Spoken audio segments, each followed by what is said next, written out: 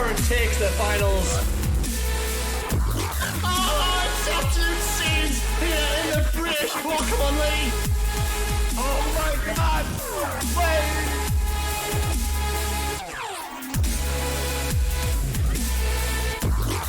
Bonga, baby, let's go!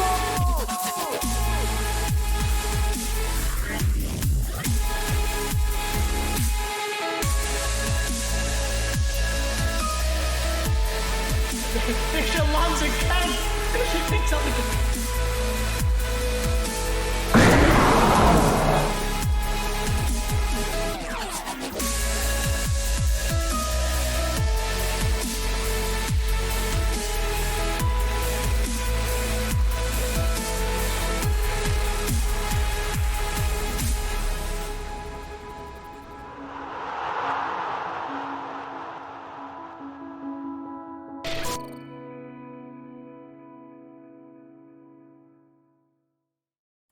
Hello everybody and welcome back to the British Pokemon League show, and we are here. It is the penultimate week of Season 3 regular season action. Still so much yet to be decided, which is crazy this week. Usually in past seasons everything's done and dusted by now. We've got 2 weeks to go and it's just sort of a formality, you know, where's people going to sort of finish for seeding for playoffs, you know, what's going to happen there, you know, we're just sort of getting through the matches, but we sit here at week number 10. We still don't have a regular season winner. We only have 2 teams confirmed not making playoffs and currently relegated. And honestly, about to have the craziest final 2 weeks that we've had thus far. So strap yourselves in, boys and girls. It's going to be a bumpy ride, as they say in that one film. Yeah, I can't wait. I physically just cannot wait for the next 2 weeks of action. You may notice as well that I've got an addition in the background to try and break up the whiteness behind me. I was going to put some tinsel and Christmas decoration up here, but you know, it's only the first week of December, right? It's not quite Christmas yet. Anyway, gonna stop rambling. Let's take a quick look at the league table going into week number 10. So still sat, I say it every week, still sat atop the British Pokemon League is Aaron's Inglorious Surfers. They can clinch the regular season title today with either a victory over the Tyrants, or if South Croydon Saurs manage to take out Space City PC in their match, then Aaron will take the regular season title, as he cannot be caught at that point. So a lot on the line for Aaron. You know, he's got to, at the very least, got to make sure he gets that win, and you know, if not, hope results go his way. But as you can see there, Meme Space City PC still sat in second, along with South Croydon Saurs in third. Below them, though, we've had a little bit of a change around as the Long Island Goomies have switched positions with the Tyrants, moving up into 4th place with yet another crucial and solid victory last week. So Silly really going well at the minute, and that has clinched his place in playoffs as well. So congrats to Silly for that. You know, missed out last season, so it's really nice to see him there again, and I think he's going to go real far in playoffs with the team he's got. It's going to be exciting. Wobbuffet Ninjas stick to where they're at in 5th place, losing out that winning streak to Meme Space City PC last week, but still say in 5th place, can clinch playoffs with a victory this week. So we'll see what happens with the Ninjas. And then, as we just said, Tyrants in 6th place on a bit of a losing run. The Tyrants, so gonna have to try and put a stop to that, just to try and, you know, keep their playoffs hopes alive, or they're going to be slapped and, you know, slapped right down into a crazy relegation battle. In 7th and 8th place then is Newcastle Thundurus and Dogsy ShadowKings. So Dogsy getting that all-important win over the aforementioned Newcastle Thundurus last week, and that has allowed Dogsy to move back into that 8th place. Meanwhile, the Scuba Squirtles drop out of the playoff positions in that relegation zone after that loss last time out to Swindon Rookidees. So Swindon Rookidees on an absolute charge right now, need to do all they can and win all their remaining fixtures if they are to make it into playoffs. So it's absolutely all or nothing for Draco. You know, I think he has had the most relegation 6-pointers this season, and yeah, pretty much every single match for him since the midway point has just been all or nothing, really, make or break, and he's had to win them, and he's getting there. Can he manage to get it, you know, get himself in that top 8 after this week? We will certainly see. Then down in the final 2 places, already relegated and out of running, the California Bastions and the nicer Cydonia. So very sad to see Olmed drop out of the British Pokemon League for next season. You know, it got 3rd place last season, and it just hasn't went the way he wanted to this season with the team he's built. But I think out of either of the teams relegated, I'm very sure that Ormo will be able to bounce back and make it back in season 5. That's not to say Jabba won't. Jabba's a more than capable player, but you would expect that, you know, Ormo's going to be able to go far after next season. But let's take a look at this week's schedule. So, one thing I want to clear up before we go through this list of schedule, you can see the Long Island Goomies playing Newcastle Thundurus there. Unfortunately, those two coaches were unable to get that schedule played this past week. Just ran out of time to get it played. So Silly did actually forfeit that match, which does mean that the Newcastle Thundurus have qualified for playoffs for the first time since season 1. So congratulations to Dave and his Newcastle Thundurus making it into playoffs. Be very exciting to see what Dave can do in playoffs. You know, has had a bit of a sort of a slump, you know, after that really crazy winning streak he went on. So, you know, it might not have got the win and got into the playoffs the way he wanted. I know when I spoke to him about it, he was a little bit disappointed that was the way that he got in. But either way, you know, he can start building for playoffs now and, you know, prepping for the final week and see where he goes. But anyway, guys, kicking things off with this week's show, it is Space City PC versus South Croydon Saurs. As we said earlier, this one can indeed decide whether Aaron wins the regular season title and takes that number 1 seed going into playoffs. So, very, very big one. This, of course, if Meme beats Crizzle, then that regular season title goes down to the final week. Of course, Meme can still technically win the title. It's a long shot just because of Aaron's, you know, match difference, but he can still do it. You know, of course, Aaron could lose this week against Silver's Tyrant, so still auto play for there. Then next up is, you know, we say this every week, it is another relegation 6-pointer, but it's another relegation 6-pointer for both teams. Dogsy ShadowKings dragged right into that mix of that relegation battle now, as we mentioned, you know, has been on one hell of a losing streak. Did break that losing streak, thankfully, against Newcastle Thundurus last week, so we'll be hoping to build on that. But Draco is a man in form right now and a man possessed, you might admit, so that one is going to be a crazy match. I'm going to be looking forward to that one.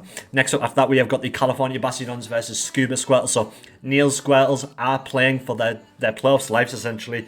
If they don't lose here, then they are completely relying on other results going their way and then beating and then winning their week 11 match to have a chance of making playoffs. So a lot on the line for Niels to win here. You know, you'd hope he'd be able to get the win against Oma, who's obviously, his playoff stream is already over. He's already relegated, but Oma still playing for pride, can still try and play for position, try and finish as high up as he can. He still can finish in at least 9th place, which is, you know, it's not much consolation, but you know, you want to try and finish as high as you can, as always. Then, next up, we have got the Wobbuffet Ninjas versus Nice Cydonia. Of course, the Ninjas win this one. They will qualify for playoffs.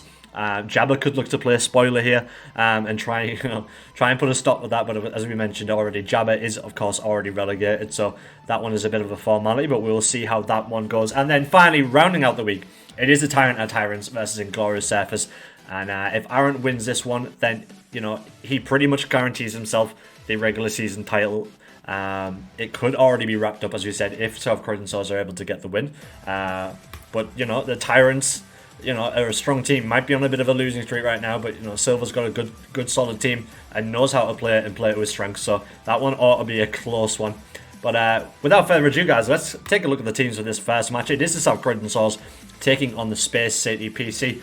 Of course, no head-to-head record to speak of with it being Meme's first season, but, you know, you wouldn't think it. Meme has really taken to this like a duck out of water and has played his heart out this season. And it's going to be really exciting to see how he does going into playoffs. But as we said, can still win the regular season title, so we'll be going all out in this one, second versus third.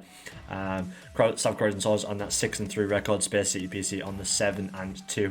I think this is definitely going to be a sort of a war of attrition in terms of weather wars. You know, Meme has, well, he doesn't only have the one with the two ways of setting up weather. Of course, there's a few mons on that team that can set up sunny days itself, Charon being one of them. But, you know, has the Drought on the Groudon and the Mega Charizard as well. So can play switcheroo and pivot with those two to get the weather and get what, you know, his mon's position where he needs them to be. And I think that Venusaur could play a really big part in this one, you know, with its poison grass typing. Works really well into the likes of that Whimsicott. You know, and of course into Kyogre and the Mega Swampert. Does need to be careful surrounding setting up the weather, you know, while it will move first. Of course, does have access to Earth Power. That Salazzle is in a bit of a, is positioned pretty well to be able to take out that Venu, so got to be careful on that one. Krizzler may even, choose to bring the Wheezing here just to turn off Weather altogether and just sort of play into his hands and play things on his turn to try and get the win here. That the Ndidi may be something that plays a big part here. If Meme chooses to bring that Mienshao, Mienshao getting those fake outs off early against something like the Groudon and the Zard, just so that Krizzler can get something and reset the weather, or get something off just to sort of nullify those two heavy hitters. He's going to try and do, and I think both Megas and both Legendaries on these teams are going to be really important here. And of course, how can we not forget the Umbreon and the Rotom Wash duo as well on Meme's team? This duo has been really solid in the last few weeks for Meme. This Umbreon just does not die. Outside of a Dynamax format, this Umbreon is really, really strong. So it is not to be slept on at all. And Rotom Wash paired next to it can just sit and play speed control, get off T-Waves, get damage off with Thunderbolts, and just really put in the work. So it's going to be a really difficult team for Krizzle to play around. I'm expecting a really close match, but let's get into this one. It is Space City PC versus South Croydon Saurs. We're going to get straight in this one.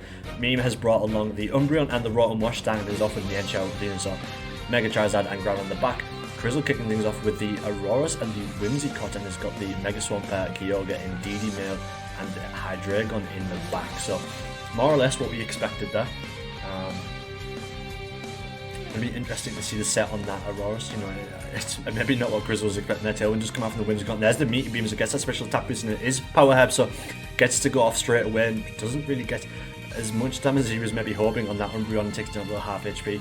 Light Screen goes up from that Rotom Wash, and the Snarl comes out from Umbreon, so that drops the special attack on the Whimsy and puts that Auroras back down to neutral special attack as well. So Krizzle already a bit on the back foot there, but does get some good damage off on Umbreon. That's always important. There's the Moonblast from the Whimsy, gets a little bit more damage, and the Hyper Voice as well, just slowly chipping away. But there's the Electro Web, slow both of those ones down. So that's not a good position, and out comes another Snarl from Umbreon. It's just very safe for me to just keep on doing, that Umbreon with the leftovers.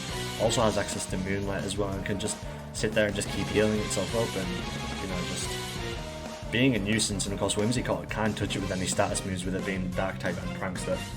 There is another Moonblast just slowly chipping away, just drop the special attack on that Umbreon. There's a Hyper Voice. Umbreon's still hanging on there. Just Thunderbolt from the Rotom Wash, getting a bit of chip damage in. There is, as we expected, the Moonlight just gets that Umbreon back up to above half HP, and this is what he's just able to do. Meme's just able to completely control the game with these two. Chip away the lead two, and almost force a switch in. In the past, we've obviously seen him use Toxic on the Umbreon as well, which just makes it even more annoying for the opponent to deal with, and almost forces them into a switch. And there in comes the Mega Swampert, then Whimsy swaps out, and there is Aurora's going to protect. Electro Web is get protected by that, and of course Mega Swampert is immune. But there is the Toxic Poison from the Umbreon, as we mentioned, and that's going to start slowly chipping away that Mega Swampert's HP, and really puts it on the timer now. So bit of a position for Krizzle now in this first game. Really struggling to find a way past the Umbreon and the Rotom Wash. Really, Rotom Wash and Mega Swampert kind of just hate each other, to be honest. Mega Swampert's going to really struggle to hit it with any super effective damage, and kind of vice versa. There's the Swampert going for its Mega Thunderbolt into that Whimsicott, which is switching. There is the Brick Break to break the light screens and get some super effective damage on the Umbreon, but there's the Foul Play on the Umbreon, gets a really good damage weight onto the Mega Swampert. So it's very much revealed all the moves on that Umbreon now, so there's at least some good information for Krizzle.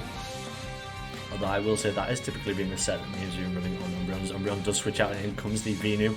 Eats that Moonblast up pretty well, because that Whimsicott has reset its stats by switching out, so it's a good switch in there by me. Good read there is the Brick Break, so completely read what Krizzle was going to do there with that switch in, and Venu just happily takes that Brick Break and Moonblast like it was absolutely nothing. And Mega Swampert looks to be going down to that Toxic Poison, if not this time, in a future time, as he does go for the Protect. There's the Sludge Bomb to take out the Whimsy, and there's the first casualty on Krizzle's side, and now Mega Swampert goes down to the Toxic Poison, and all of a sudden it's a 2v4. In comes the Auroras, and there is the Kyogre, so I think that would be Swift Swim Auroras. As Kyogre not going to enjoy eating any kind of grass attack from the Venu, and Rotom Wash as well with those T-Bolts. Well, Kyogre does have some meaty special defense and HP. You know, 2 super effective attacks, it's going to hurt. There is the Protect from the Venu. There is the Thunder from the Kyogre, which gets some really good damage. It does put the Citrus Berry on that Rotten Wash. It sets up the Light Screen. There's a Hyper Voice from the Aurorus as well, just to get a little bit of damage away. And full screen's now up for Meme, and it's just really just nullified the damage output from Krizzle's side of the field. Umbreon does switch back in, just sees the Ice Beam coming in. Umbreon just takes that, gets the critical hit on the Electro Web, does the Rotom Wash and drops the speeds as the Hyper Voice, and Umbreon is still just about hanging on with 1% HP. You just cannot believe this thing. It just does not go down. It just doesn't die. And Krizzle looks to be dropping this first game. There's the Thunderbolt from the Rotom Wash, and the Snarl just drops a special attack on the Kyogre, which is really huge. There's the Origin Pulse that does finally take out the Umbreon. Meteor Beam coming out from the Aurorus has of course already burned its power head, so it is now locked into that. That could have been maybe been a mistake, or maybe Krizzle just hoping the Aurorus is going to hang around long enough for him to be able to get that off, to get some good damage away, and at least get the special attack back to neutral. Now in comes the Groudon, of course. Now Kriz has no way to reset this, so the sun is up. That Kyogre's water attacks are going to be completely nullified now, and Swift Spring broken on that Aurorus too. Thunder Punch comes out from the Groudon, and that's Kyogre taken care of. There's the Electro Web from the Rotom Wash. Meteor Beam comes out. It does take out the Rotom Wash, so it is now a 2v1. But Venu has got this if Groudon doesn't. This one is going to be 1-0 to Meme, so making a very, very solid start here. Can look to try and build up on that in game 2. There's the Energy Ball from the Venu, and there it is. Meme takes game number 1. So Krizzle got it all to do to bring it back now and try and reverse sweep this. Let's see if he can take this, and in doing so, you know, denying Meme the chance to be able to win the regular seasons. Meme sticks with his guns and keeps the Umbreon and the Rotom Wash. Krizzle this time choosing to switch things around, goes for the Whimsicott and the Mega Swampert this time. So seeing things didn't work with the Aurorus does make the adjustment. Mega Swampert might be, you know, at least positioned better to be able to deal with that Umbreon. You know, both Whimsy and Mega Swampert hitting that Umbreon, it's going to hurt it. You know, a Mega Swampert can at least sort of ignore the Rotom Wash. The Protectors come off from the Swampert. There's the blocks the Toxic Poison, and Tailwind goes off from that Whimsy as well. Reflect up from that Rotom Wash, of course. As we saw in the game previously, that Mega Swampert does have Brick, so screen's not going to be too much of a problem for it. As Rotom Wash switches out, there is the Venusaur, and Moonblast gets some good super effective damage. It's going to drop the special attack on that Umbreon. Break doesn't quite do enough to take it out, and Toxic Poison into that Whimsy slot as well. So Whimsy now put on a timer, and you'd like to think this next time Whimsy is potentially going to go down to that Venu, unless Kriz switches out or goes for a Protect here.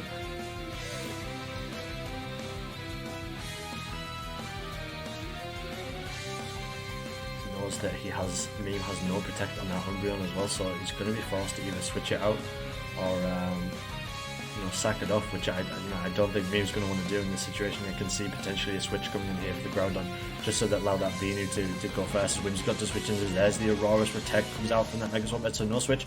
There's the Sludge Bomb, so Kriz makes a good read, getting this, seeing the Sludge Bomb probably going to that Whimsy, but the Aurorus does get poisoned, and there's the Moonlight from the Umbreon as well, so not what Krizzle would have wanted to see. With one time left to Tailwind, the Umbreon almost heals itself back up to full health, and there's almost a rinse and repeat of game 1, just cannot find a way past this Umbreon. Protect does block the high horsepower from the Mega Swampert. There's Hyper Voice into the Umbreon, gets some good damage off. Also gets a Toxic Poison off into that Mega Swampert, so that's 2 Mons now on Krizzle's team with the Toxic Poison, and Aurorus with Poison as well, so all 3 Mons, all on a timer. And Krizzle needs to get a move on now if he's going to try and take this game. The longer this goes on, the more chances Mega Swampert's going to go down. In comes the Rotom Wash then, and in comes the Whimsy. So it's a switch out for Kriz, switch out for Meme. The Protect comes out from the Mega Swampert, sees the foul play coming, stops that going up with Toxic Poison, slowly just chipping away at that HP. Rotom Wash looks to try and take out the Whimsy. There's a Moonblast into the Umbreon, and there's a Reflect. Is Brick going to be enough? Brick is enough. It takes out the Umbreon, so it is advantage Kriz. And that's at least one of the 2 annoyances taken out, as now in comes the Venusaur. So that's a good start there for Chris in this game number 2. So we move on into turn number 7. He's stopped Meme's way of being able to get off those toxic poisons and hit those foul plays, and just sort of keeping him on there, just healing itself up and not really coming down. There is the tailwind from the Whimsy. High horsepower gets a really good damage off into Venu. Sludge Bomb though from the Venu is going to take out Whimsicott. So we are all tied up, and there is the Reflect from the Rotom Wash. And Mega Swamped's HP goes further and further down. In comes the Aurorus then. Maybe not what Crizzle's going to want facing down that Venu. Could we maybe see a Kyogre switch in here just to allow that Aurorus to be able to go first and get some good damage off? Really intense stuff in this game. This has been a really close fought fight as Protect comes out from the Venu. There's the Brick Break into the Rotom Wash. Meteor Beam comes out from the Aurorus. Is it going to be enough? It focuses into the Venu slot, unfortunately, so the Meteor Beam kind of wasted, but at least it has got the special attack boost on the Aurorus. And Mega Swampert only just hanging on from that toxic poison, just hanging on for dear life with its huge hands. Rotom Wash switches out, in comes the Groudon, so it gets that speed boost on the Venu. Venu takes out the Mega Swampert, is now a 2v3. Hyper Voice comes out from the Aurora, so it takes out the Venu, so it's all of a sudden it's a 2v2. Crazy hectic stuff here in that turn number 8. Rotom Wash switches in now, and in comes the Kyogre to reset the weather again, so now both sides have got their Weathermons up, and Groudon's ended up falling foul of that, and Kyogre has got the rain. There is the Origin Pulse. Groudon only just hanging on thanks to that light screen. You like to think Hyper Voice though is going to take it out, and now it's left all up to Rotom Wash. Electro Web comes outside, is going to slow down that Kyogre and the Aurorus, but I would think that the Rotom Wash hasn't got enough about it to be able to take out both. So this looks to be Crizzle tying things up here in this one. There's the Thunderbolt, gets some half decent damage on it. Does get the Paralyze off on the Kyogre. When the ball comes out, it gets some good damage away. There's the Thunder on the Kyogre. Rotom Wash only just hanging on. Aurorus goes down to the poisons in a 1v1. But yeah, most importantly, he has got the Paralysis off. Thunderbolt comes out, and the Paralysis hits on the Kyogre. Is Rotom Wash about to do this in the most unlikely of scenarios? Can he get another Paralysis off? Thunderbolt takes it down to 12% HP. It's not enough, and there's the Thunder from the Kyogre. Does tie us up, so Crizzle almost losing it there through really bizarre circumstances. Just RNG just not favouring him there, but thankfully gets the Thunder off, and now we go into a game number 3. This is it. Meme's chances of winning the regular season title. Or does he guarantee himself second or third? And both sides switching things up. It's Hydreigon and Whimsicott, and on Crizzle's side, and it's the Mienshao and Umbreon on Meme's side. So change things around from that Umbreon Rotom Wash duo. Protect comes out from the Hydreigon. You would expect a Tailwind coming the way up, but it's not. It's a Moonblast from the Whimsicott, and that takes the Mienshao down with Sash. Drops the special attack. Toxic Poison comes out from that Umbreon, and that Mienshao is now in a bit of a spot as West through its fake out. Good Protect there from Crizzle on this Hydreigon. I did expect maybe a nasty build there, but there's the Tailwind. That's going to be a U-turn comes out from the Hydreigon. That gets rid of the Mienshao, and now Hydreigon's to be able to switch around and bring something else in on the field.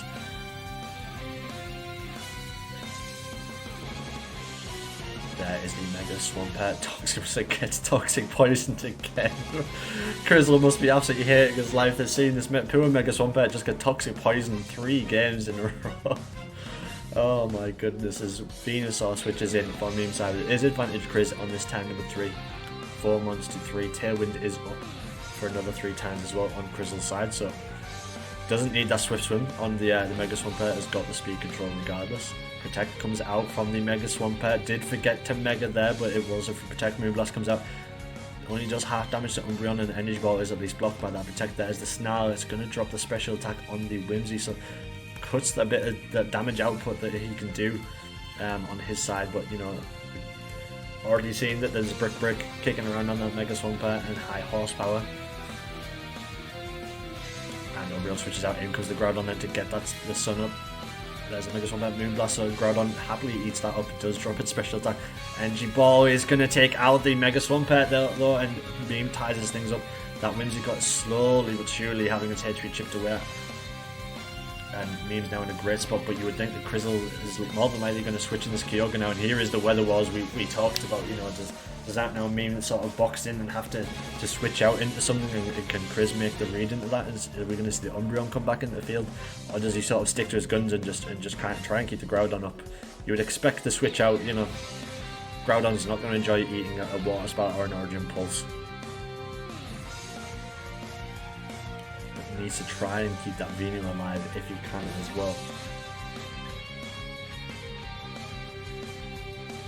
Similarly, I do think an Origin Pulse in the red probably would be enough to take down the Umbreon as well, given what HP it's on, so got to be sort of careful with the switch in here, but regardless if it goes down, he sacks it, it would at least survive. Protect goes out from the Venus, the Hydreigon switches in, there's the Origin Pulse. It does miss the Groudon as well, so he takes the gamble, he crashed into that Hydreigon slot, hoping that he'd be able to take out the Whimsy there, and oh, that is not what you want to see, the Origin Pulse missing. Crizzle's RNG, the Umbreon does switch out. There's the Draco. Meteor takes out the Venus. Oh my goodness. Hydreigon gets a huge kill there. And Origin Pulse takes Umbreon down to 2% HP. This Umbreon, man, it just does not go down. So Groudon does at least get a chance to switch back in and resets the weather.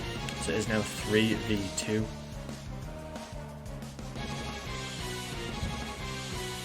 And as expected, there's Kyogre switches out. U-turn comes out from the Hydreigon. So that's going to allow the Umbreon to go down. Hydreigon's going to pivot out, in comes the Kyogre, reset the weather, and then now that Groudon's in one hell of a spot. Thunder Punch comes out from the Groudon into that Whimsy slot, but looks to be like Crizzle's going to take this one, so that means, ladies and gentlemen, R&T Marshall's Inglorious Surfers are your Season 3 regular season winners. Origin Pulse misses again. He is able to take out the Whimsicott, so it is a 2v2 Hydreigon and Kyogre. You'd imagine this one, it is over now. He's not really got an answer into that Kyogre. Does have Thunder Punch, of course, but there's a Draco Meteor from the Hydreigon, gets some really good damage off of the Groudon. Hits the Thunder Punch. Kyogre does live that because of that charm dropping his attack. Origin Pulse goes off, and Crizzle takes that one 2-1. So there you have it, ladies and gentlemen. R&T Marshall, our regular season title winner. That is 2 regular season titles in a row for Aaron's Inglorious Surfers. Of course, won the East Division regular season title last season. Oh, sorry, the West Division. Right? No, East Division. Oh my god, I'm getting my North, East, South, and West mixed up. This is not a good start. Yeah, 2-time regular season winner. So congratulations to R&T Marshall. It's played his heart out this season. It's just been incredibly hard to stop, and Crizzle basically just hands him it on a plate, you know, with that win. But does give himself a good chance of getting into second place, and you know, trying to get a better seeding position into playoffs. So be interesting to see what happens in the final week in regards to that. But also does break yet another streak. You know, Meme was on I think a 4 or 5 game winning streak there, so breaks yet another streak. And keeps his own winning streak going as well. So really good stuff, and GG's to both coaches. On to the next one then. It is yet another relegation 6-pointer and yet another match between these two. We saw 2 matches between these two last season in the British Pokemon League East Division. Both teams obviously a part of that. Draco had one hell of a season last season in that division. Dogsy not so much, went on I think a 9-game winning streak.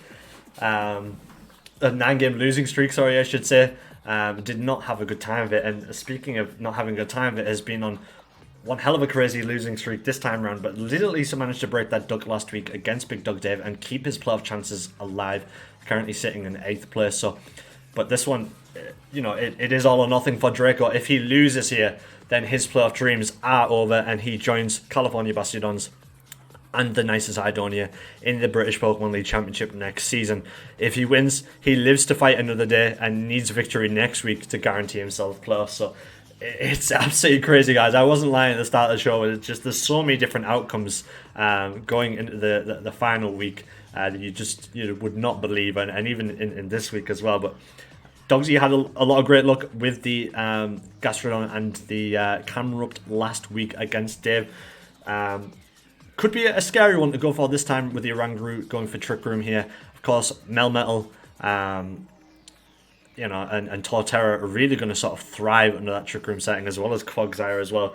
And you know, out of the 3, Melmetal especially is not something you want to face down with, especially if you're that yeah, that camera up to all the Oranguru, really, to be honest. You know, the double Iron Bashes with that Iron Fist ability are going to really hit hard and hit where it hurts. And can't even really go for the Gastrodon to try and sort of evade those water attacks from the Mega Gyarados, because of course it does have Mold Breaker. So it's going to make things very difficult to deal with. I think that duo of Mega Gyarados and Yveltal are going to be really strong here. You know, deal really well into the likes of the Necrozma on Dogsy's side. You know, and similarly on Dogsy's side, you know, the likes of the Greninja and the Mega Kangaskhan sort of match up well. On the opposite side, you know, we know Mega Kanga likes to carry Drain Punch and Rock Tomb and Rock Slide, and of course Fake Out, and just being able to slow down and maybe even set up if he can force Draco into double protecting, can get something set up on his own side. You know, with that Illumis, you know, with its Prankster ability, can you know, potentially either go for a weather setup, or if it's got any kind of status moves that, you know, can give him some sort of attack boost, that might be the sort of direction that Dogsy takes it. Of course, as well, could look to take full advantage of weather setting and bring the Beartic with the Swift Swim as well. You know, Beartic, you know, matches really well going the other way around. You know, with its ice typing, you know, deals with that Yveltal really well. And same with Greninja. You know, Greninja's going to thrive in the rain with that with its ability changing its typing to whatever move it uses.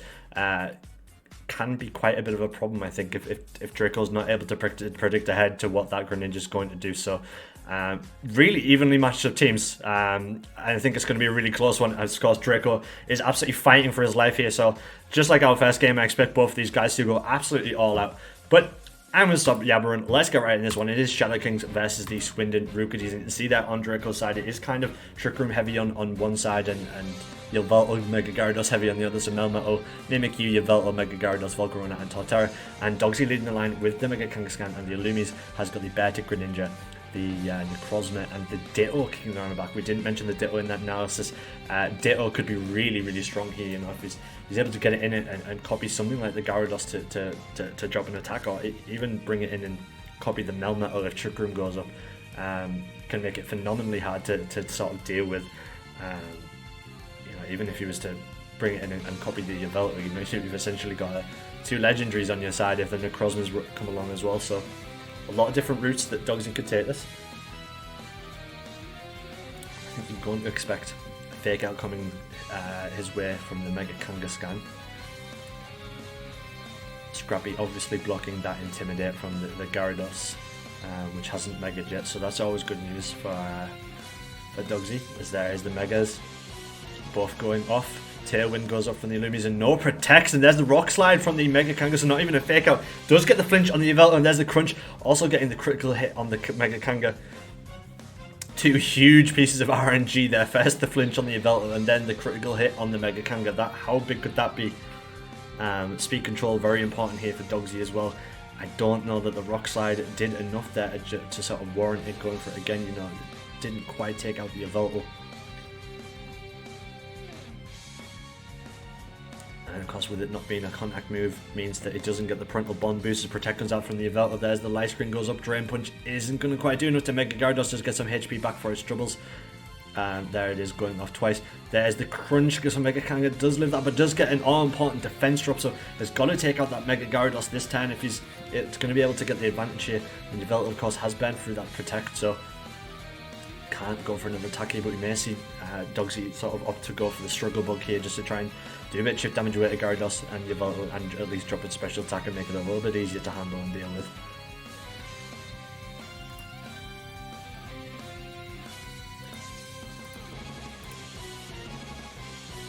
Move on into turn number 3. 2 more times of Tailwind to go and a couple more times of Light Screen as well. As Mimikyu does switch in and the Rock Slide misses the Yveltal. How huge could that be? It does at least break the disguise on the Mimikyu, but huge Rock Slide miss. There is a Struggle Bug as we expected, so it's going to drop the special attack on the Yveltal and the Mimikyu. That pulse though is still going to be enough to take out the Mega Kanga, and Draco takes the advantage in this one. So huge stuff there, as now in comes the Beartic, so you would expect to see the Rain Dance coming out from the Illumis, but needs to be careful here if he's not able to take out the Mimikyu. The Mimikyu can freely go for a Trick Room. And that Beartic's going to be in one hell of a spot with the rain being up.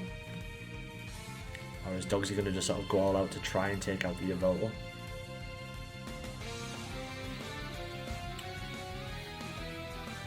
Got to pick his poison very, very carefully here. And decide, you know, is the Yveltal more of a threat, or is this threat of Trick Room going up more of a threat? Protect comes out from that Yveltal. There is the Shadow Sneak on the Lumi, so no Trick Room.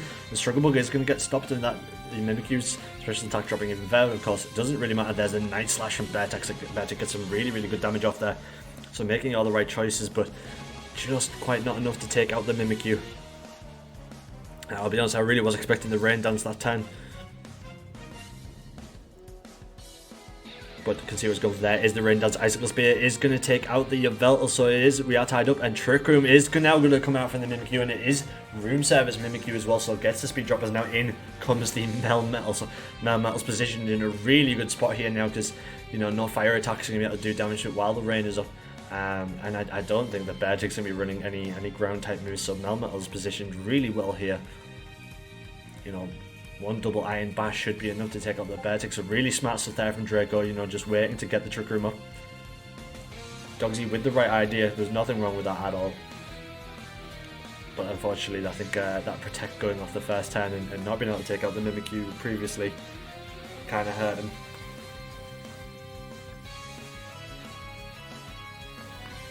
Thank you, I will hydrate.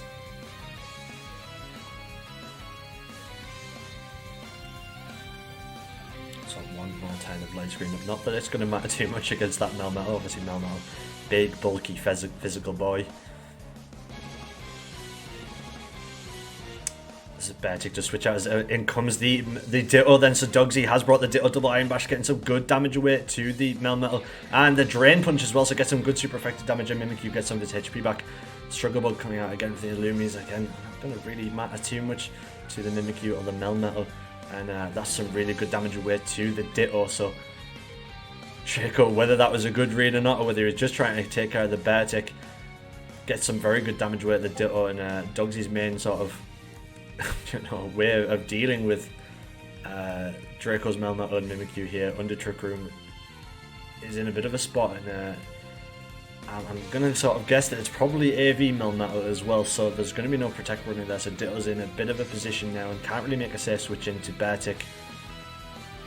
There is the Rock Slide from the Melmetal, doesn't quite do enough to take out the Illumi's. Superpower comes out from the Ditto, and Melmetal just comfortably lives that. You know, Melmetal with such tanky physical defense, and Mimikyu does enough to take out the Ditto, so it's now a 2v3, and Illumis gets flinched just for good measure. And two more trends of Trick Room to go, as now in comes Beartech, because Beartech is going to be the fastest thing moving on this earth and this field. So, you know, Melmetal and Mimikyu are going to comfortably move before it under Trick Room.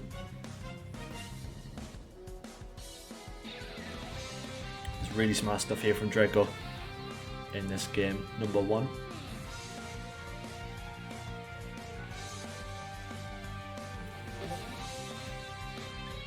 Rock Slide out again, and then that takes care of the Illumis. Gets some really good damage away at the Beartech. Drain Punch is going to do enough. It's not, as Beartech lives on 1% HP. Superpower comes out from the Beartech. That takes care of Melmetal. But this one is a foregone conclusion, you've got to say, with 1% HP. Mega Gyarados switches in now. There's a 2v1, but Draco going to take this first game, so Dogsy with it all to do now to bring it back, and Draco making a great start in this one with it all on the line.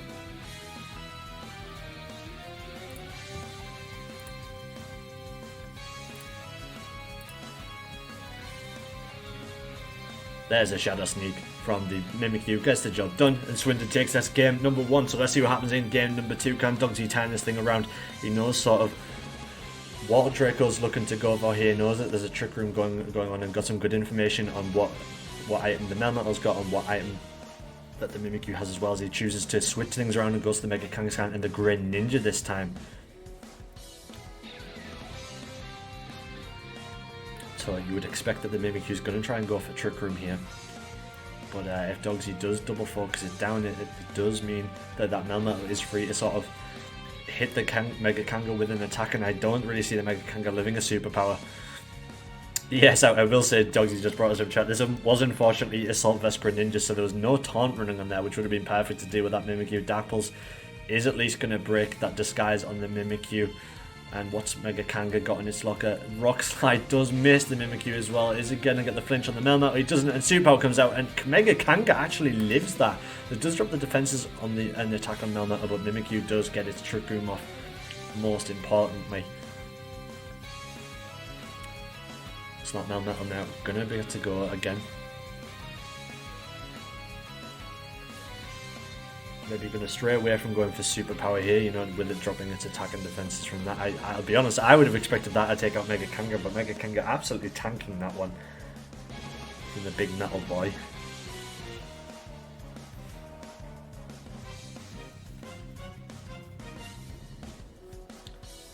Greninja has at least changed time to dark typing, but gotta be careful there because once he's sort of left himself open to a super free attack. But the Iron Bash comes out and takes care of the Greninja.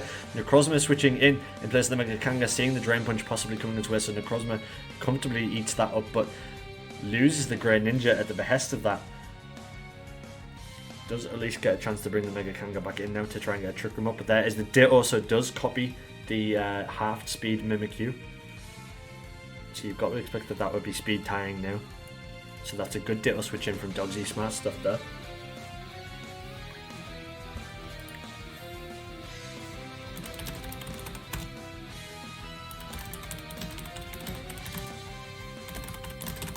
Shadow Sneak comes out from the Mimikyu, and Melmetal takes out the Ditto once again. There's the Heat Wave.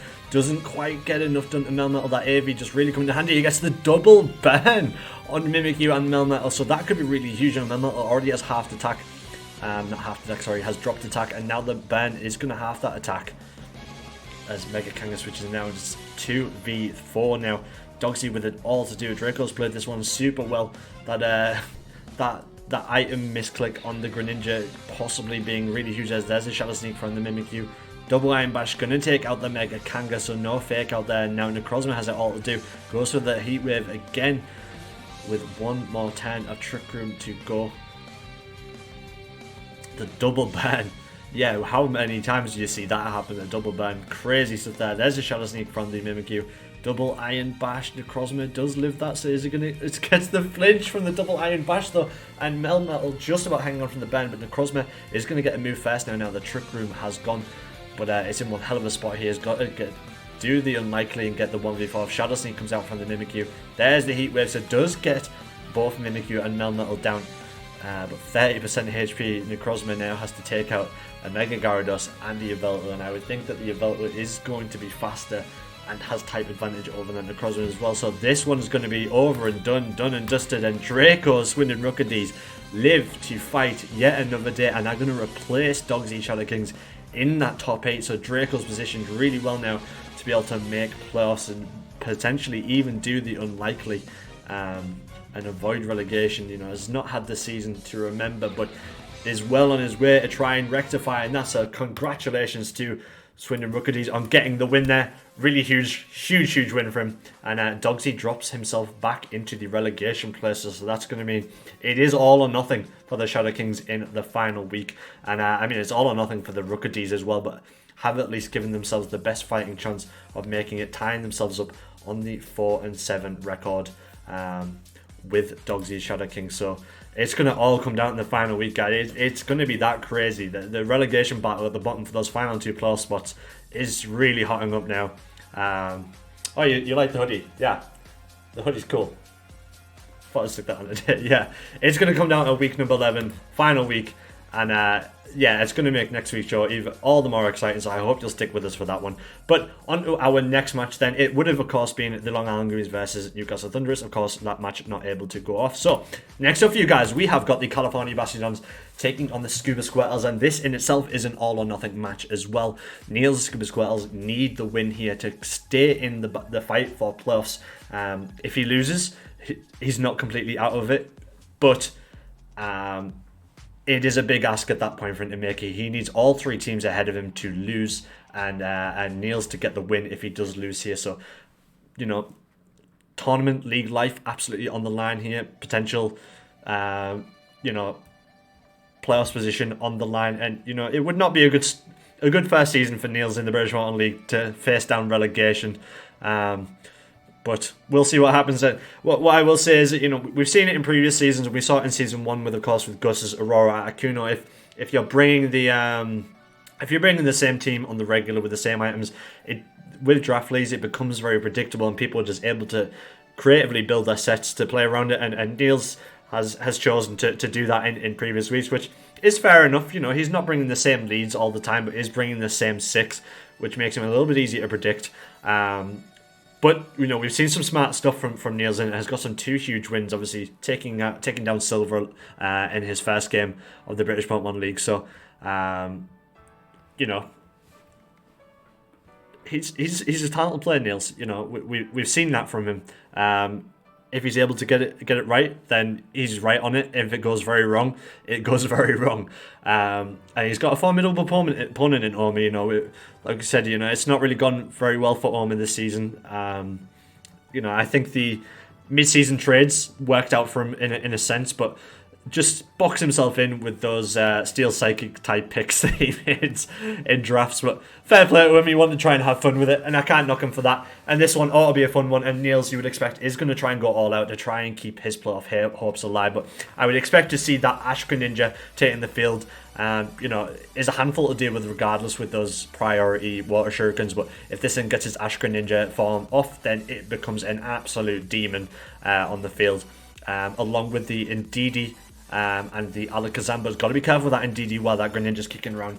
Doesn't want to set up the terrain and kind of sort of nullify one of Greninja's attacks. But that Psychic Terrain duo of Indeedee, Alakazam, we have seen how much of a threat that can be and how scary it can be. So do not knock that. And of course the Entei and Volbeat as well. Entei in itself, one of the 3 Johto dogs, is probably arguably the strongest of the 3 in my opinion, and has been quite an asset to this team. Of course, when this team was Miami Heat, Entei was really getting the kills in, and it's continued to do so for Niels here. And with Omi's sort of heavy fire type weakness, on the likes of the Mega Metagross and the Solgaleo, I would think that the Entei could be positioned really well here.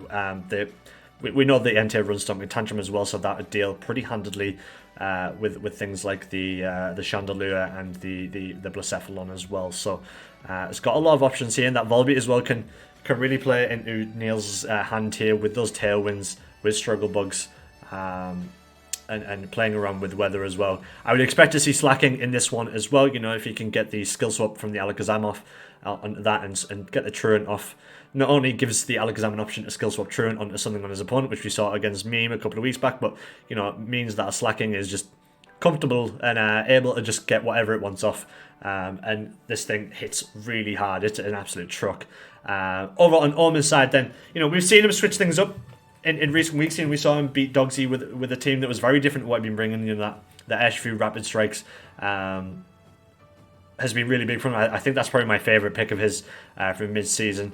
It won't knock the Bastiodon. It did its work where it needed to. And of course does have Wide Guard, which could be really big into that Psychic Terrain duo. But for the most part, the likes of the Mega Metagross, Aerodactyl, Comfey, Garchomp, Chandelure have kind of been coming every week. And you would expect to see very much the same from Oma, but could see it sort of change things up. In terms of speeds here, and sort of type advantages, the Aerodactyl could be really strong here. We could look to see, like a Bulldoze, or even just for it to get Tailwind up would be really big. And don't sleep on that Comfey being able to sit comfortably next to that Mega Metagross as well and keep healing it up. So a lot of options on Oma's side. We'll see how this one goes. Without further ado, let's get into this one. It is the California Bastiodon taking the Scuba Squirtle. So he has brought the Solgaleo this week, which we've not seen in a little while. So it is Bastiodon, Chandelure, Mega Metagross, Water Urshifu, the Aerodactyl, and the Solgaleo. And over on Neil's side, he is starting with things with the Ash Greninja and the Volbeat, and has got the Psychic Terrain duo of Indeedee Alakazam in the back with Entei and slacking as expected. So it's going to be dependent on whether Oma has sort of identified this and built around that. So he's starting things off with the Chandelure and Bastiodon, both not going to enjoy too much taking those Water Shurikens, so got to be careful on this one, and keep an eye on the Volbeat with Struggle Bugs as well. Going to really put a stop to that Chandelure, what it wants to do. Bastiodon is going to switch out into the Water Urshifu, so that's a great read there from Oma, seeing the Shuriken's going to come thankfully makes the read right. You know, could have went into the Chandelier there and done some really big damage there. As the heat wave, Volbeat does manage to live that and gets a critical hit on the Greninja as well. In comes the Struggle Bug, going to drop the special attack on that Water Rescue, so it's not going to care too much about that. But the Chandelier is kind of nullified a little bit there by that Struggle Bug. Does have very hefty special attack, this Chandelier. That is one thing you cannot knock it for. This thing can really hit hard.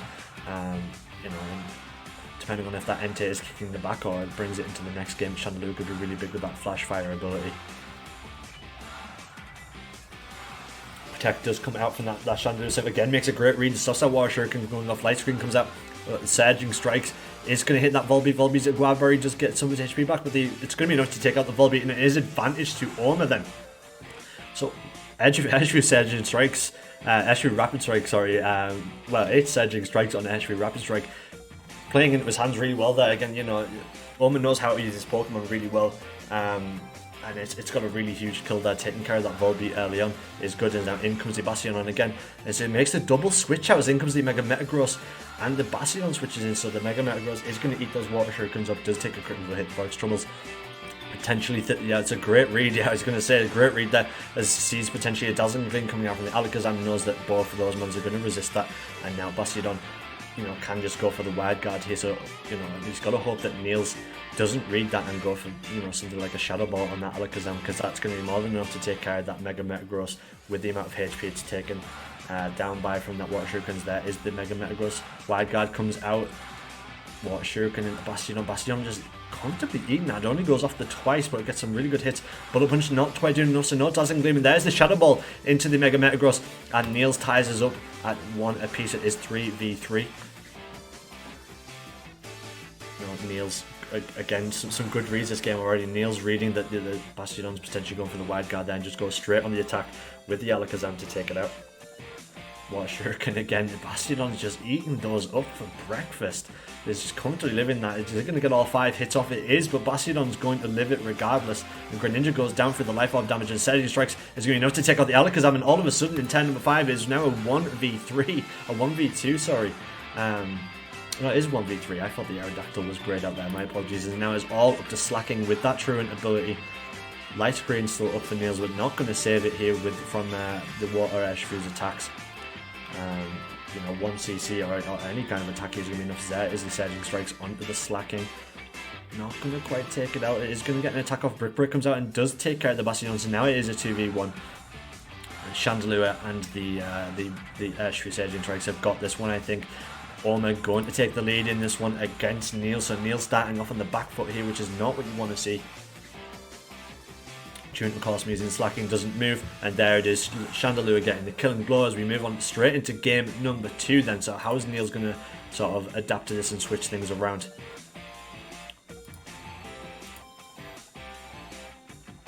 Is Orma going to try and sort of keep things the same?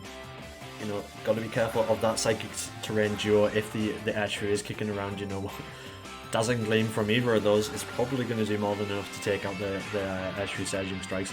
And Niels choosing to switch to lead with the Entei and Ash Greninja, and Orma bringing in the Aerodactyl and the Solid Glare. Then, so are we about to see her Bulldoze weakness policy proc here from the Aerodactyl? You know, it's a favourite of a few you know, Series 9, Series 11 players to sort of get this player set up with Solid Glow with its ability, meaning it doesn't get affected by the speed drop. Water Shuriken only hitting twice at the Aerodactyl and does get the Bulldoze off then, so it's going to drop the speeds on Greninja and Entei and get some special super effective damage on Entei. Then Headbutt from the Solid Glow is going to take out the Entei, and Entei just doesn't get to do anything. Solid Glow just cleans up with its 2 times attack and 2 times special attack, and that Solid Glare now looking super scary. Greninja, you've got to think, it's got to go for those Water Shurikens and just make sure that Aerodactyl's dealt with. Hits once, hits twice, is it going to be enough? Gets sets off the Air Pepper Brain, it only hits the twice, and now is the Tailwind. Rock Slide comes out, that's going to take her Greninja and gets some really good damage on Slacking. Night Slash, not quite enough to take out Solid Glare, but that's some good damage all the same. As now in comes the Alakazam. Tailwind being up is really huge for Orma though. That's a good play from Aerodactyl. Did maybe get a little bit fortunate with the Water Shuriken only hitting the twice, but Orma won't care about that one. He's got 2 early kills, and this one is looking very difficult for Niels to try and climb this back. You've got to expect the skill swap's going to be coming out from the Alakazam. But, you know, I think is the Alakazam going to live long enough to get it off? There's the rock slide from the Aerodactyl. There's the rock slide from the Solar Glare. Alakazam goes down, and Slacking is loafing around. It's true and sets off. This one is over. Oma's going to get a 3rd victory of the season, and a huge one at that, at least. Makes things a little bit more respectable. Slacking goes down there to the Solid Glare, and Niels is dragged right in that relegation battle and has it all to do in that final week. Has now got to hope that other results go his way and he is able to get the win in that final week, or he is relegated to the British Mountain League Championship and doesn't make playoffs this season. So GG's to both guys, and congrats to Oma for getting another win. You know, has only got the 1 win the first half of the season, has got 2 this half of the season. So you can see it's balanced. He's doing a lot better with his team. It's just, I think it's just ended up being too little too late for him to sort of adapt and change things. And, you know, it's fair play to him. As we said earlier in the show, I think Oma's going to be able to bounce back next season. I fully expect him to. So, but again, yeah, GG's to both guys, and GG's to Oma as well. Good stuff. On to our next game then, and it is the Wobbuffet Ninjas taking on the Knights of Cydonia. So these two come to heads last season over in the British Mountain League West Division. Knights of Cydonia, then formerly known as the Slithering Sceptiles, took the first game, that was the first game of Season 2, over then what were then called the Bully Boys in a 2-1 fashion, and then in the reverse, the Bully Boys, now the Ninjas, took it in a 2-0, so it is tied up. As we said earlier on, the Knights of Cydonia are already down and out. They are relegated, but can play spoiler here. You know, the Ninjas could get dragged right into a relegation battle here if they lose to Jabba's Knights of Cydonia. You know, on that 5-4 record, they are not safe, but a win here would guarantee playoffs for the Ninjas. So you would expect that the Ninjas are going to go all out here. You know, I think the Ranger of Politoads, you know, paired with something like the Lele, or you know, or even it next to the Lunala is going to be really, really strong here. You know, both Finny and the Politoads, sorry, Finny, not Lele, have access to Surf or Spread Water Moves, which are going to sort of negate that Storm Drain on the Maractus and take care of that Mega Camera should Jabba sort of try and go down that Trick Room route with something like the Jirachi. And then Lunala is going to match up really well into that Lugia, but got to be careful, of course, of that multi-scale ability. If they're not able to break that multi-scale, Lunala potentially risks proccing a weakness policy, which we've seen quite a few times on that Lunala from Jabba. I would fully expect the Klefki to come as well to set screens up, just try and keep that Lugia around a little bit longer as well. You know, we've seen him use that Klefki really, really well this season. Just hasn't been able to make things click. Has Jabba, you know, in my opinion, just too many changes in the mid-season as well have kind of hurt him from making the comeback. But, you know, can still keep it respectable, can still, you know, try and bring himself back into this, and as we said, play a little bit of spoiler here against the Ninjas and stop them from making playoffs and affect things ahead. And, you know, while he is now, you know, potentially stuck finishing last, he's got a lot to do to try and finish ahead of Oma now, and can at least still try and make things respectable for his league position. I think something like the macro here for the Ninjas could be really strong with that Tailwind. You know, I think there's a very evenly speed match, but, you know, just to make sure a Tailwind or Quash on that macro could be really big. And Raikou, I think, is going to match up really well into the Knights of Cydonia team. You know, it's got such a variety of moves in its move pool. You know, Scald, like water typing. It's got extra sensory for psychic typing. And of course, the electric moves are going to work really well into the likes of the Azumarill and the Salamence, and of course the Lugia. So this one could be a close one, or it could be an absolute washout. Who knows what's going to happen, but it is the Ninjas taking on the Knights of Cydonia. Let's get right into this one and see what we've got to work with. And there is the Ninjas team. So it is Murkrow, Kangaskhan, Lunala, Politoed, Raikou, and the Electros comes this week, and Jabba kicking things off with the Salamence, and the Torracat has got the Lugia, Klefki, Escavalier, and Jirachi in the back. So 3 steel typings on Jabba's team, along with, as I said, that Salamence. The Lugia has come, and the Torracat there. So Torracat does at least provide some good fake out pressure and gets the Intim off. Not that's going to matter too much to Lunala, with it being a strong special attacking threat. We have seen the Ninjas use that Meteor Beam Lunala in the past, but it does go for the double protect. Well, protect and detect does block that fake out and blocks the crunch from the Salamence as well. Maybe not confident that it was going to outspeed the Salamence there, so good stuff there. Now the Macro is free to either go for the Tailwind or could potentially go for the Quash there on the Salamence. Do see that there's an Ice Beam running on the Lunala there, so the Ice Beam could be really strong into that Salamence. There is the Quash from the Macro. Meteor Beam does come off, so it does get the special attack boost, and Meteor Beam is going to get the Orko on the Salamence, so First Blood for the Ninjas, and Toxic comes out from that Torracat then, so going for the Toxic stall here, so that Macro now is on a timer, as in comes the Klefki, so you'd expect to see some screens coming from Klefki. Is that Lunala running Heat Wave though? Klefki not going to enjoy eating one of Lunala's signature Heat Waves, which definitely hit all the time. There is the Tailwind from the Macro. Light Screen does go from the Klefki. There's Moongeist Beam into Torracat. Gets some really good damage. And Parting Shot comes out from the Torracat, so that's going to drop the Lunala back down to neutral special attack. And Torracat's going to switch out and allow Lugia to switch in its place. So 3 turns of Tailwind up still to go for the Ninjas. And that Light Screen going to be really huge for that Lugia, as we mentioned in the sort of analysis there. You know, the Ninjas have got to break the multi-scale at the very least to start doing some damage. And Jabba does like to go for the Calm Minds on that Lugia, which, you know, another special defense boost to that Lugia is going to make it even harder for Lunala to deal with that. Lugia can run Shadow Ball as well, so Lunala is definitely not safe in the spot, as Electros does switch in. Protect comes out from the Lunala. There is the Toxic from the Klefki, so it's good Protect there, and there's the Calm Mind from the Lugia, as we said. So that Lugia now looking awfully strong, you know, with that boost, could get some really big damage into Lunala with it. You know, it does have its own Shadow Shield ability. There is the Acid Spray from the Electros. It's going to drop that Lugia down to -1 special defense. Even through the Light Screen and the special defense drop, Lunala not able to get it done. There's the Toxic from the Lugia. So the Moongeist's been proccing the weakness policy on the Lugia, but Jabba not choosing to go for the attack there. That could be really huge there. Lugia with an opportunity to get a really big kill on that Lunala. You know, it's the biggest threat on that team, it would seem. And Electros with the Acid Spray then, so it's good move choice there on the Electros. You know, comfortable with it is not only going to sort of break that multi-scale, but going to drop the special defense on Lugia's. Now the Raikou switches in, Reflect goes up from the Klefki, and then one more move, guys. He's going to take care of the Lugia's now as a 2v4. You've got to think if Jabba goes to the attack there and Lugia at least gives himself a fighting chance now. In comes the Torracat then, so in a focus is going to ignore the Intimidate from the Torracat. That Lunala with a 0.33 times attack, it's really going to feel that one.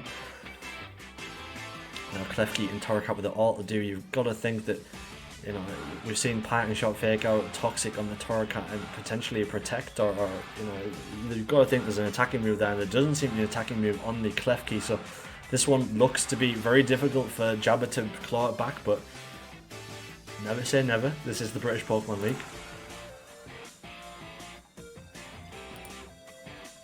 Double Protect coming out from the Ninja's side. Parting Shot and Toxic is going to be blocked, so Jabba just trying to go for just Toxic stall for against the whole team. Toxic does come out from the Klefki. There's a Skull from the Raikou. That's going to get rid of the Torracat, and now it's all up to Klefki. This one's going to be done. They're going to get some good damage with Klefki this time, but the Ninjas are going to at least take this game number 1. Klefki not good enough its locker to be able to 1v4 the team. It did get 4 kills against Silver's Tyrants a couple of weeks ago, but not going to happen this time. Goes to the Light Screen. There's a Skull from the Raikou, and the Moongeist Beam from the Lunala is going to finish it off, and the Ninjas take the lead in this one. We go straight into this game number 2.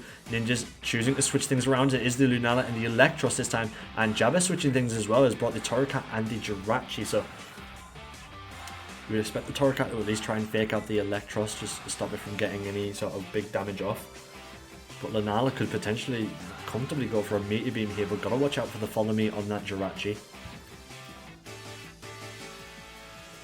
Jirachi is going to sort of, you know, resist that Meteor Beam, and Torracat can potentially, if it doesn't go for fake out, can kind of freely go for a Parting Shot.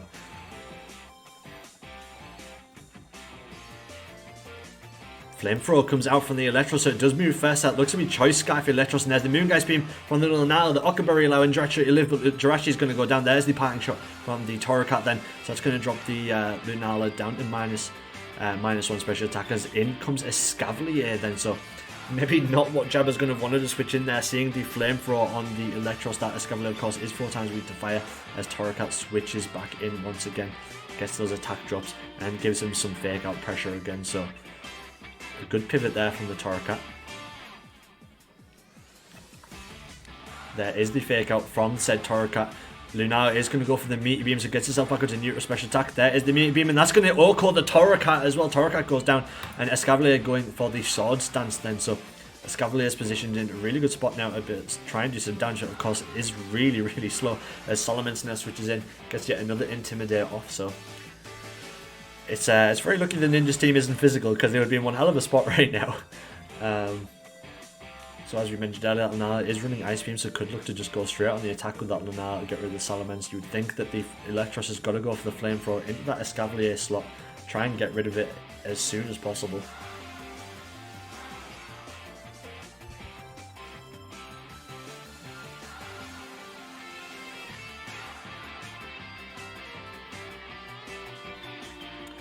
Jabba's got one hell of a turnaround to do again in this. It is a 2v4 once again. Protect coming out from the Lunala, Protect coming out from the Escavalier.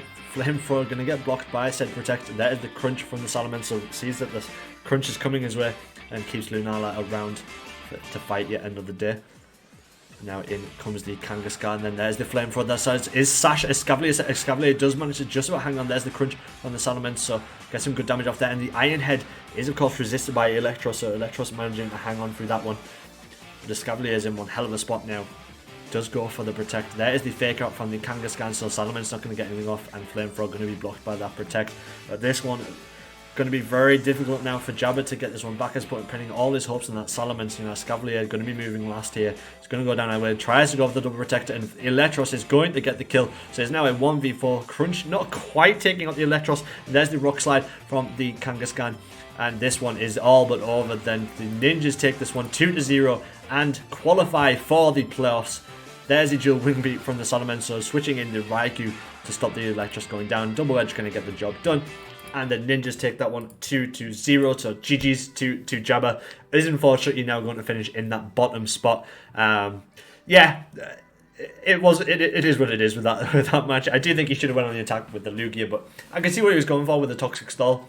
You know, we've seen the Toxic Stall work quite a few times this season. I think if you've got a bulkier team, then you know it works super well, as we saw with Meme, with Silva, with Dave. You know, Toxic Stall can be really, really strong, but maybe not the scenario to do it there with Jabba. But either way, GG's to Mr. Jabba and his Knights of Cydonia. On to our final game of the week then, and it is the Inglorious Surfers taking on the Tyrant. So, as we said already earlier in the show, with Crizzle getting that win over Space City PC, Aaron's Inglorious Surfers are already the regular season title winners. So, congrats again to Aaron. So, more of a formality this one, but he's going to want to keep this little bit of a winning run he's got going, continuing. Just keep that momentum going into playoffs. And Silva really needs the win here. You know, as we just said with the Ninjas, if he gets the win here, he's going to qualify for playoffs. But if he loses, he is dragged right into that relegation battle. After the wins that we've just seen for Draco, and of course with Dave getting the win as well. Silva, a big risk here with being dragged right into that fight going in the final week. So is what he's going to want to avoid that. You know, is what I'm trying to say. This is going to be a difficult matchup for Silva. You know, Aaron's team is very much hyper offense, whereas Silva's team is very much the opposite. You know, barring that Calyrex Shadow, it is going to entirely depend on what Silva leads with. If he maybe leads with the Kali Shadow, and say something like the Amoongus with the Rage Powder, he maybe will get some work done in that regard. But you know, it does like to lead with that Octillery paired with that Crobat. You know, Crobat going for the Toxic Poison, or going for a Tailwind, allowing Octillery to go for Protect and get a Moody boost. And if it does lose any HP for any reason, it's going to get it back with the leftovers. But what Silva needs to be careful of course, is that Hitmontop on Aaron's team has access to likes of Feint, Fake Out, Sucker Punch. It is basically just the priority Pokemon. Essentially, is Hitmontop. It is the little Beyblade that could, and that could be really big in this matchup.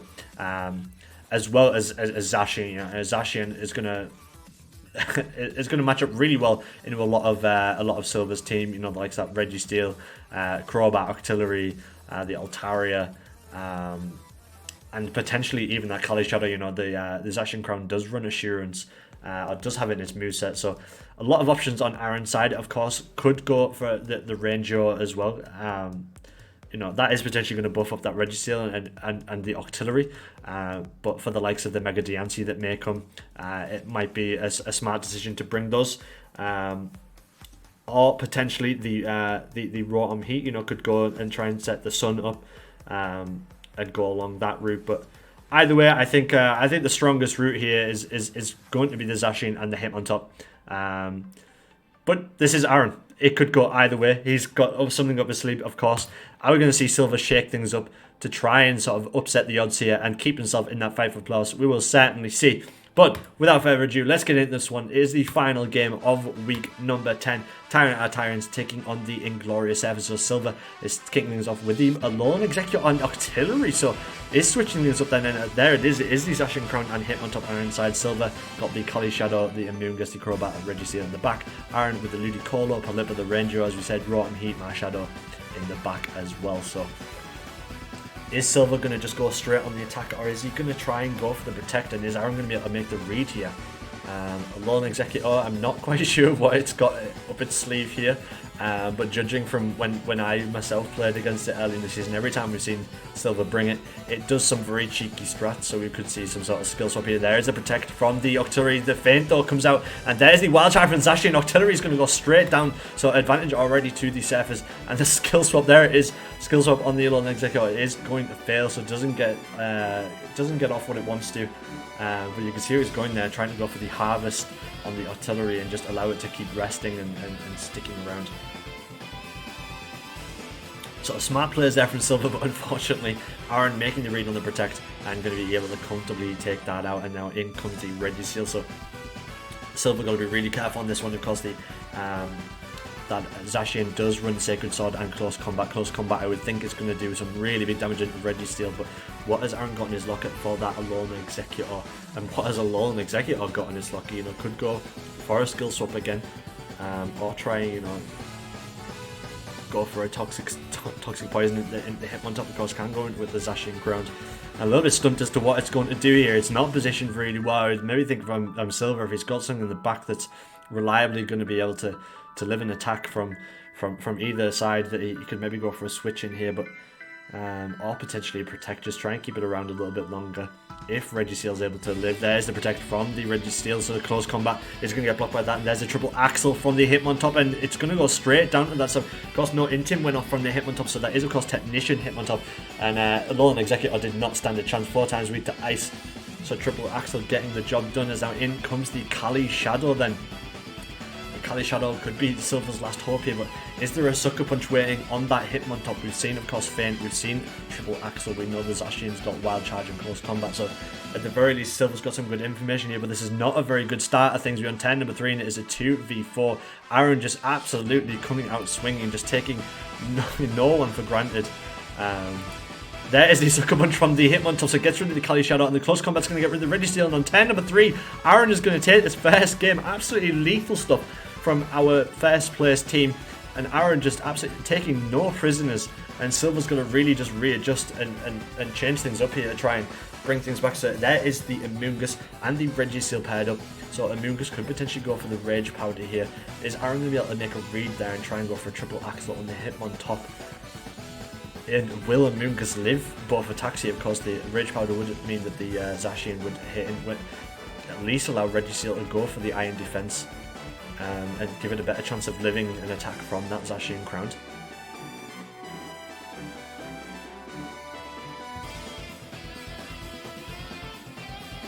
At the moment, we don't even know what Aaron's got in the back at this point. We have literally only seen the Sword Dog and the Spinning Beyblade at this point, so it's going to be interesting to see if Aaron's brought anything else should the Zacian or Hitmontop go down here.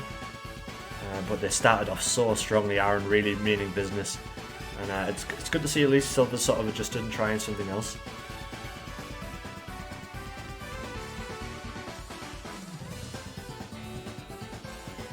There is the Close Combat, so there is no Rage Powder, and Zacian gets rid of the Registeel straight away, and there's the triple Axle from the Hitmontop. Is it going to be enough to take care of the Amoonguss? Amoonguss, it does go down. So on turn 1, Both the Mons for silver go down in on 10 number 2. It is a 2v4 Calyrex Shadow and Octillery then. So silver is going to be dissuaded from going to protect on that Octillery, but it's going to be slower than the Zacian for sure. So it's kind of a sitting duck at this point. If he goes for protect and, you know, Hitmontop goes for the feint, then it's going to go down, you know, and if he doesn't go for the protect, then that wild charge is going to take it out either way.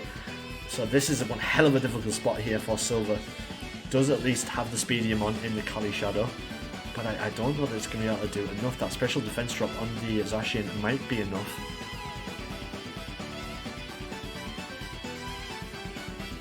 The Kali Shadow to at least going to kill and get something rolling here. Protect does come out, so he's gonna chance it. There's the Sucker Punch. The trick comes out from the Kali Shadow, so he's gonna give the Hitmontop a life orb, and oh dear. He has just powered up that Hitmontop with that trick play. That's really not gone well. Octillery does at least get a special defense boost from the Moody boost, but maybe not the boost that he's want to want. Now is going to be wide open to an attack from that Zacian Crown. You know, he's seen that the Sucker Punch is going to go off from that Hitmontop as well, so that Kali Shadow can't even really risk an attack. We saw it got the Oko in that first game with that Sucker Punch. And this one could be already done and dusted in under 6 turns. I think this is the quickest game we've seen all season long. Our Season 3 regular season champion, just as we said, just coming out swinging for the fences. Absolutely lethal stuff. Yeah, I'd almost call this cyberbullying, Aaron. Absolute cyberbullying. Poor silver. It isn't over yet, though. Protect. It is going to fail. Tries for the double protect. There's the Sucker Punch from the Hitmontop. It's going to take it out.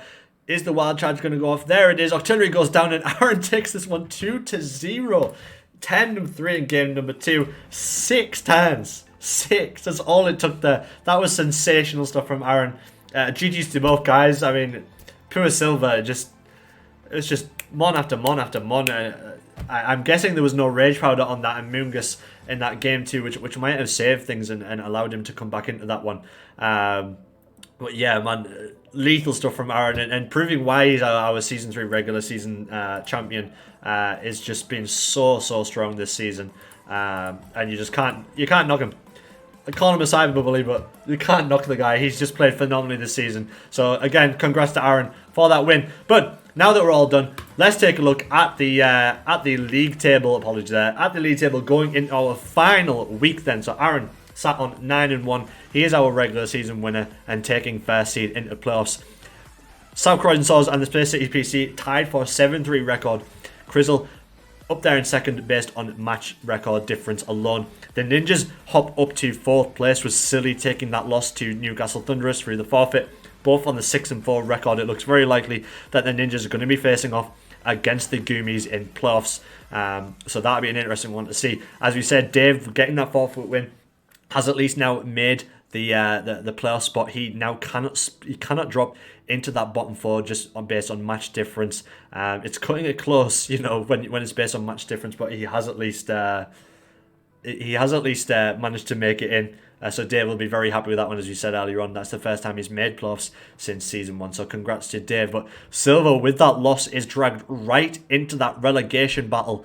And look at how close it is. We've got 2 teams on 4 and 6. Swindon Rookidees and the Dogsies ShadowKings. Tyrants are on 5 and 5 and -1. Scuba Squirtles are on 3 and 7. So Niels and Squirtles can still make it in, but they're going to need the Tyrants. Oh, not Tyrants. They're going to need the Rookidees and the Dogsies ShadowKings to lose next week, and Scuba Squirtles are going to need the win. The highest they can finish is 8th. So it could go a lot of different ways. Dogsy can still make it in, as well as Draco, if Dogsy is able to get the win final week, and if Draco gets the win as well, and if Silver loses to Space City PC in that final week game, then Silver will be the one that drops in, and Dogsy will manage to survive. But Niels will unfortunately be relegated. So as I said,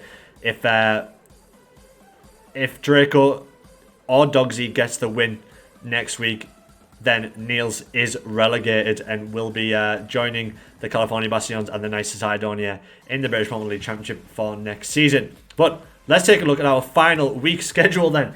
It's the final week, guys. It's week number 11. So, we've got the nice Cydonia take on the California Bastion, so it is last place versus second last place, so a little bit of a nothing game, but they're going to be playing for pride. Oma's going to want to get that win and finish the season out on a high. And same with Jabby, he's going to want to try and break that 9-game losing streak, which is, if he loses again next week, that is going to be a record for amount of matches lost. So, not going to want to take that into the new season of the in the British Mountain League Championship next season. Then we have got the Aaron's Inglorious Surfers taking on the Long Island Goomies. As we said, Aaron already in first place, but silly. Going to want to try and finish as high as possible. Can only finish as high as 4th. But again, going to want to try and take that momentum into playoffs and get that win. Silly, it's got a very strong team. It's going to be interesting to see how Aaron able to deal with that Xerneas and Blastoise duo. Then we have got a huge match. It is a run of huge matches. Newcastle Thundurus taking on Scuba Squirtles. So, of course, Dave is already now in playoffs, but Niels needs this win to be able to make playoffs, to have a chance of making playoffs. And he's got to hope that the results go his way. Speaking of results going his way, he's got to hope that Dogsy ShadowKings lose out to the Wobbuffet Ninjas. And Dogsy, meanwhile, going to be going all out to try and get the win over the Ninjas to ensure that he has the best chance of making playoffs. Then it is the South Croydon Saurs taking on Swindon Rookidees. So Crizzle going to be fighting Meme for that 2nd or 3rd place spot in playoffs. And Draco, I don't even know. I've lost count of how many relegation 6-pointers it is. Draco with yet another relegation 6-pointer. If he loses here, he is potentially relegated if Dogsy is able to get the win. If he wins, then Draco is guaranteed a playoff spot and will have done what many probably people thought was the unthinkable. So absolutely full credit to Draco. He's played his heart out the second half of the season to try and claw his way back up there, and is doing a stellar job. And finally, the final game of the week, Space City PC taking on the Tyrant at Tyrants. If the Tyrants lose, then just like Niels, but the other way around, they're going to be hoping for results go their other ways. He's going to need Dogsy ShadowKings and the Rookidees to lose. If Dogsy ShadowKings are only able to win by 2-1, then the Tyrants will stay up and make playoffs just on head-to-head record. Not much difference, not much winning percentage on head-to-head record. That's how close it is in that bottom 4. It is absolutely insane, guys. So you've got all that to look forward to in next week's show. But that is going to do it for the Week 10 number show. I hope you all had really a lot of fun today. I've been your host master. We will see you all next week, the same time, the same place at twitch.tv/BritishPokemon League for our final week of regular season action and see who is lucky enough to make playoffs, who's going to get relegated, all to be revealed next week. I'll see you all then. Goodbye and good night. Mwah.